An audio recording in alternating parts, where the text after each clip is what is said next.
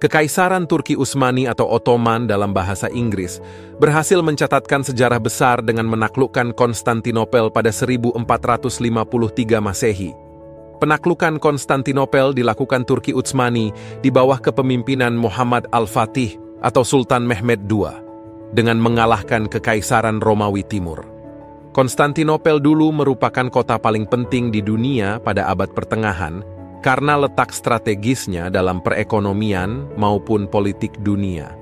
Konstantinopel yang terletak di antara benua Asia dan Eropa serta di belah Selat Bosporus juga menjadi ibu kota Bizantium Romawi Timur sejak 324 Masehi sampai awal abad ke-15 Masehi. Bagaimana kekalahan Konstantinopel? Dan bagaimana bisa terjadi?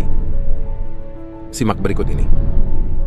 Sebelum lanjut ke ceritanya, kalian bisa like, komen, share, dan subscribe video ini, serta nyalakan lonceng notifikasi agar tidak ketinggalan berita tentang seputar pengetahuan Islam.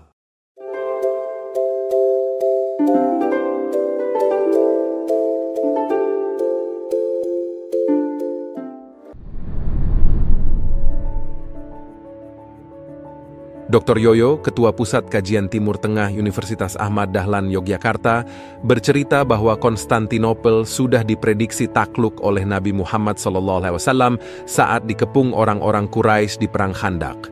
Konon ketika Nabi membelah batu, kemudian ada percikan lalu menyampaikan, suatu saat nanti Romawi akan kalah, imbuhnya.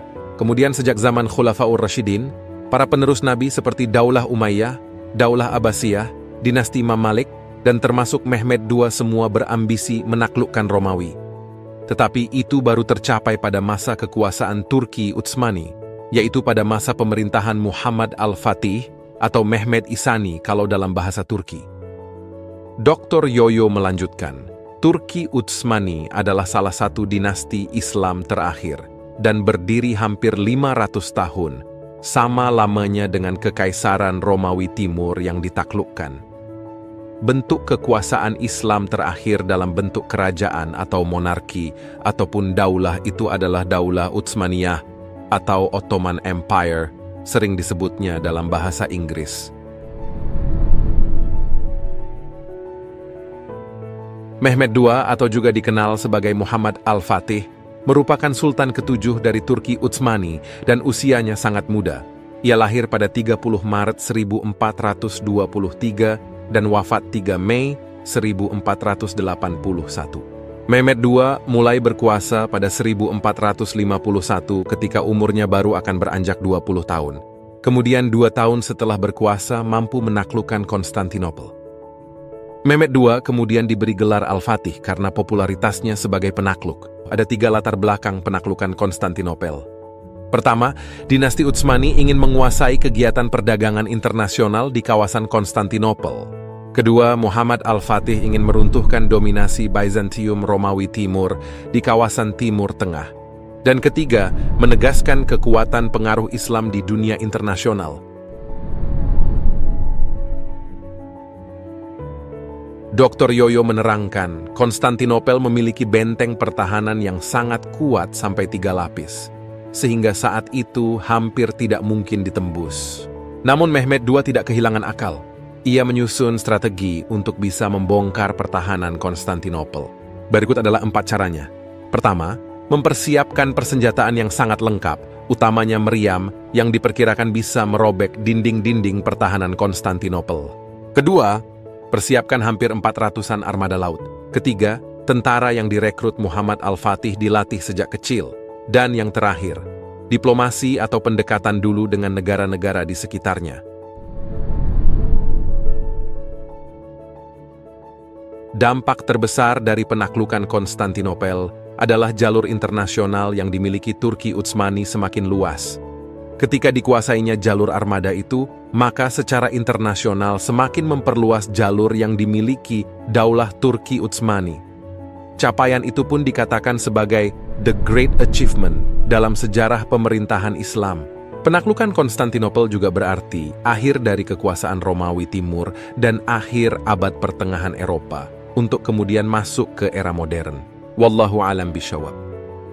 Semoga Allah Subhanahu wa Ta'ala selalu melimpahkan rahmatnya kepada kita dan menghindarkan kita dari dosa-dosa yang kita sengaja atau tidak sengaja. Amin amin ya Rabbal Alamin. Wassalamualaikum warahmatullahi wabarakatuh.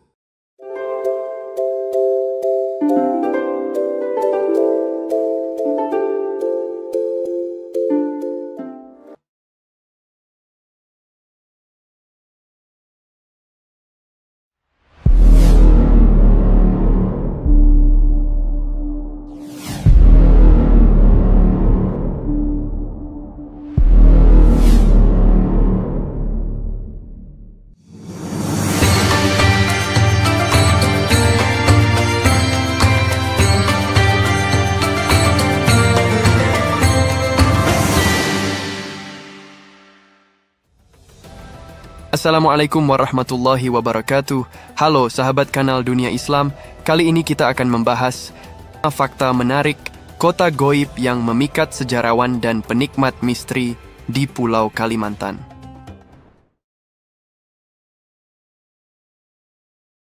Perang Tabuk menjadi salah satu peristiwa bersejarah yang terjadi di bulan Rajab. Perang Tabuk juga menjadi peperangan terakhir yang diikuti Rasulullah Shallallahu Alaihi Wasallam. Tabuk adalah sebutan untuk suatu tempat yang terletak antara Wadil Qura dan Syam. Perang ini disebut pula Ghazwah Al-Usrah yang artinya perang kesulitan. Dikutip dari buku Perang Hunain dan Perang Tabuk, dijelaskan bahwa Perang Tabuk terjadi pada bulan Rajab tahun ke-9 Hijriah. Atau dalam kalender Masehi diperkirakan terjadi antara bulan September sampai Oktober 630 Masehi.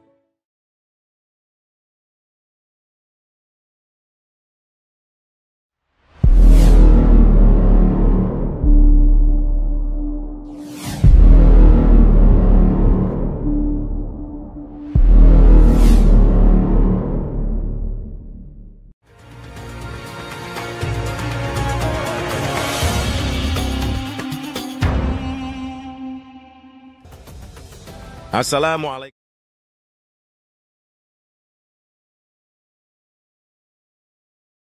Pedang Zulfikar dipercaya sebagai senjata paling kuat yang dimiliki oleh Nabi Muhammad Shallallahu Alaihi Wasallam. Dalam sejarah Islam, pedang ini memang paling dikenal dibanding senjata lain yang digunakan pada masa itu.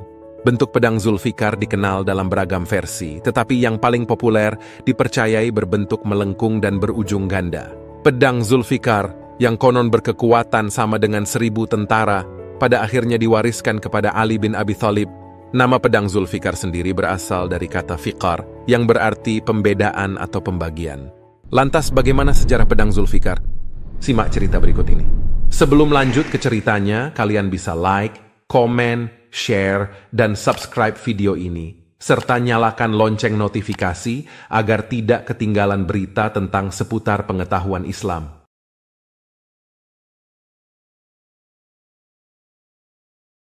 Abdul Muthalib adalah salah satu kepala suku Quraisy.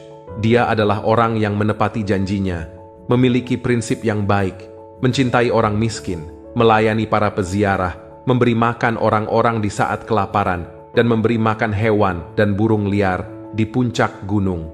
Dia mulia, terhormat, dan sangat dermawan, sampai-sampai kaum Quraisy memanggilnya Al-Fayyad atau yang murah hati.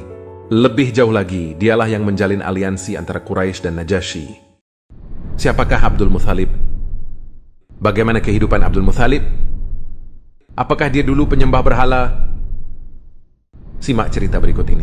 Sebelum lanjut ke ceritanya, kalian bisa like, komen, share, dan subscribe video ini, serta nyalakan lonceng notifikasi agar tidak ketinggalan berita tentang seputar pengetahuan Islam.